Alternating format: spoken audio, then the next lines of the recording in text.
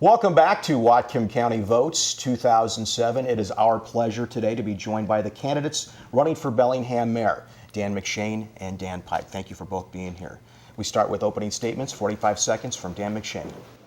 Oh, hi. Yeah, for the past 8 years, I've worked hard as representing the city of Bellingham and Whatcom County as a county council member.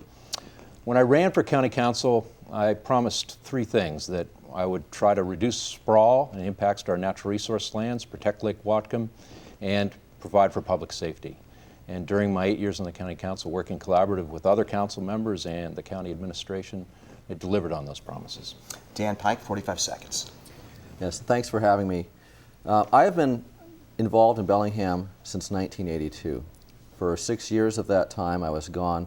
I worked for the state DOT on a very complex project called the Fast Corridor that was a $500 million project, had 22 jurisdictions and 3 deep water ports, 2 railroads, the DOT involved, which gave me actually great training. I managed that project through losing 2/3 of its funds because of Initiative 695.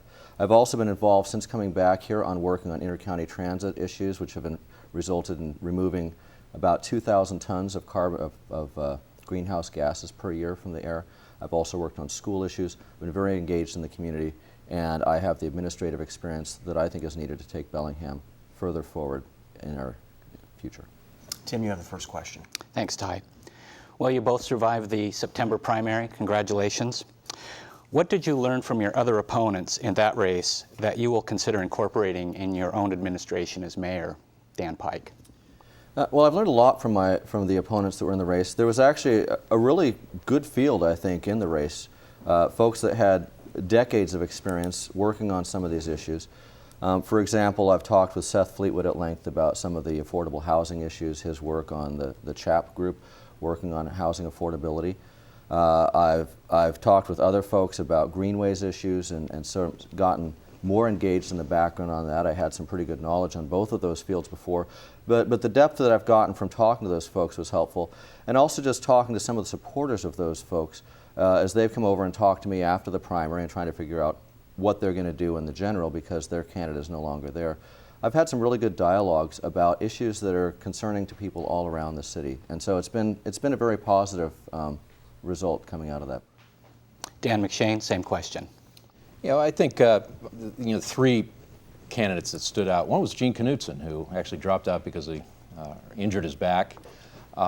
In talking to him and hearing some of his early statements about why he was running and some of the frustration of being a council member in making decisions, which I can relate to being a county council member.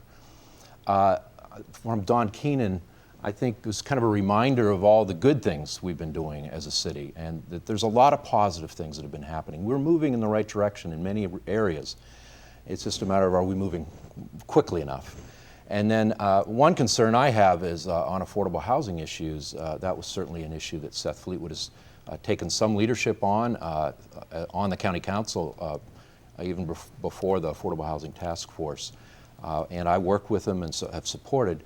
But with his leaving or not being past the primary, I do worry that issue might be dropping off the table, and it's good that it's being brought up. It should be. It's a real problem for this community. Well, Dan McShane, obviously you two have very similar views on a number of issues. How are you unlike your opponent? What most separates you from the other Dan? I think it's the direct experience of being involved in local government and local issues over the last 8 years. So I know how county government works very well, and I think that will help greatly improve the city because that relationship's important. We work collaborative on so many things. Secondly, I have a lot of land use experience and understanding how to go about planning. I've been through very difficult, complex land use planning programs in the county and the public process that goes with that, and the recognition that the need for patience, and then also making sure that the good facts are brought to the council because ultimately it's their decision.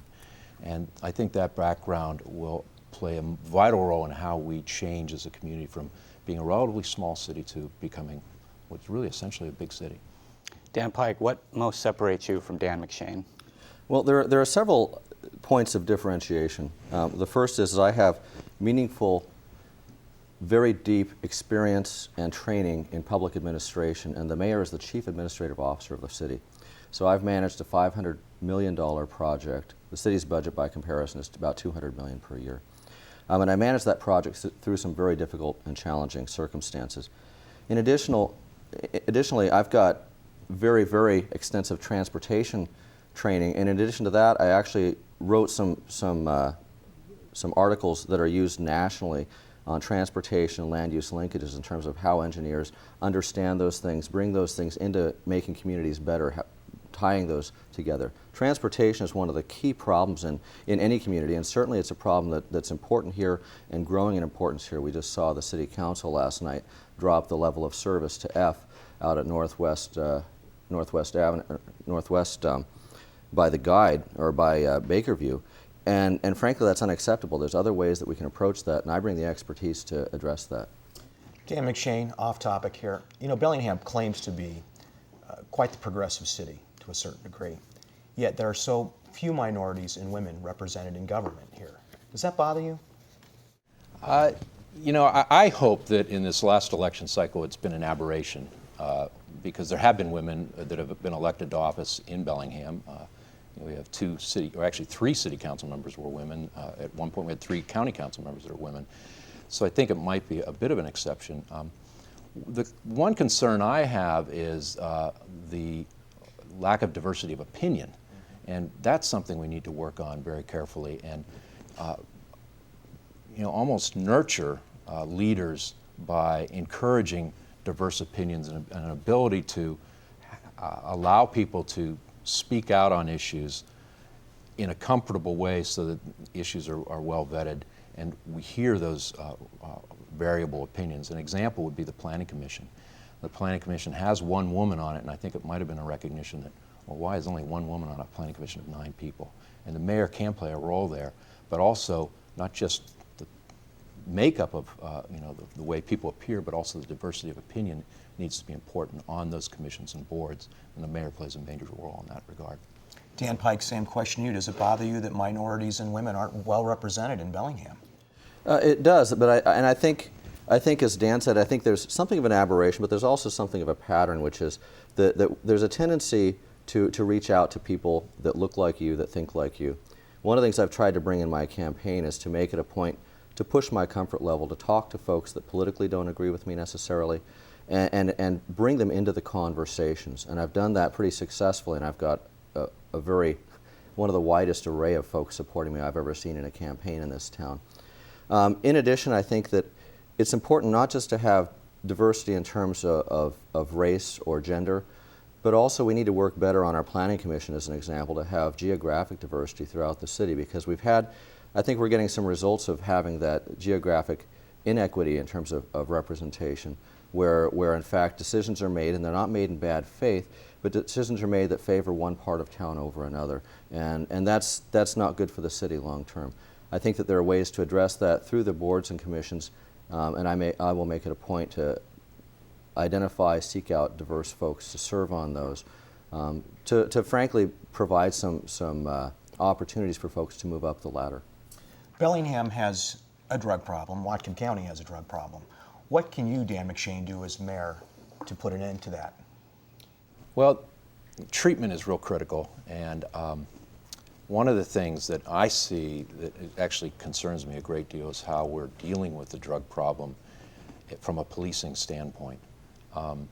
There's a tendency, and I've actually witnessed this working downtown, for trying to capture higher level drug offenders, or the people doing the sales.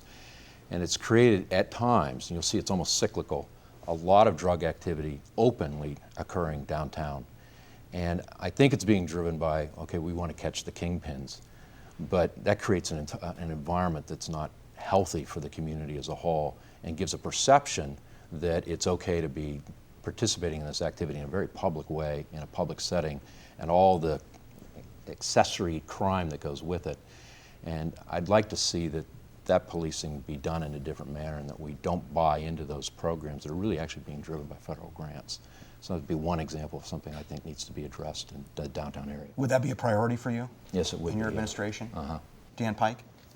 Well, there's several things. First, I would partner more effectively with our federal delegation. Rick Larson's taken a leadership role on what frankly is the biggest drug problem right now, which is meth. Right. And he's doing a lot of good work in that, bringing a lot of dollars to the community in a way that's proactive and is having results. I think working on ways to expand that partnership would be very helpful.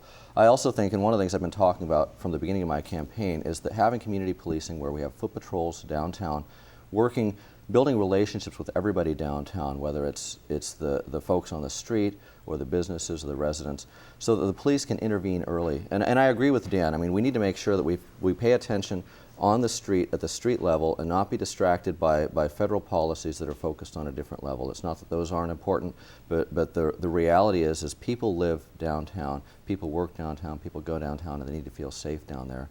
And by having emphasis patrols downtown, having folks on foot, we can address that proactively. Well, that concludes the first part of our Merrill Forum. We'll be right back right after this.